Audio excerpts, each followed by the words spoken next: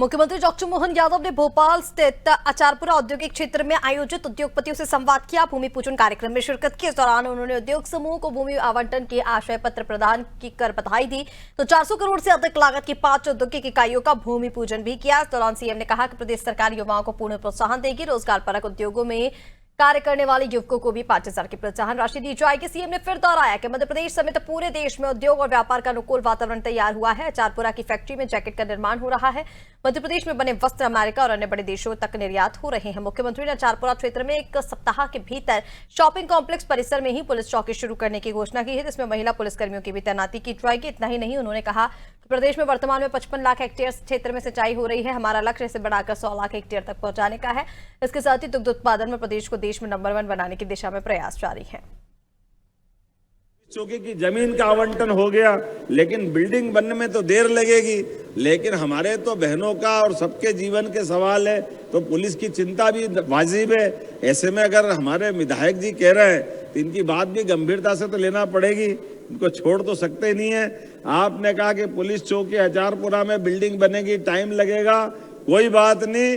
अभी तात्कालिक रूप से शॉपिंग कॉम्प्लेक्स में 1 सप्ताह में पुलिस चौकी खोलने की घोषणा करते हैं। और आईजी साहब यहाँ मौजूद हो तो उनको भी बताता हूँ, यहाँ का जो बल का आप आवंटन करें उसमें बहनों को भी थोड़ा लाना, महिला पुलिस अधिकारी को भी रखना, ताकि बहनों की कठिनाई बहनें समझ सकती है।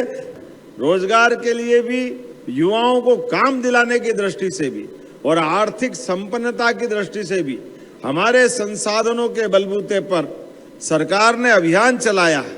तो इस अभियान का हमारा ये रोज के, हमने तो अपने मंदिरों को देखा है जहां भगवान हमको आशीर्वाद देते हैं और लोगों के अंदर सुख संपन्नता आती है, लेकिन जीते जी ये मेहनत के मंदिर भी कारखाने बनते जा रहे हैं जो लोगों का जिंदगी आनंद में डाल रहे हैं। जोरदार अभिनंदन करो बदलते समय के लिए। गांव के अंदर सिंचाई के साधन बढ़ा रहे हैं।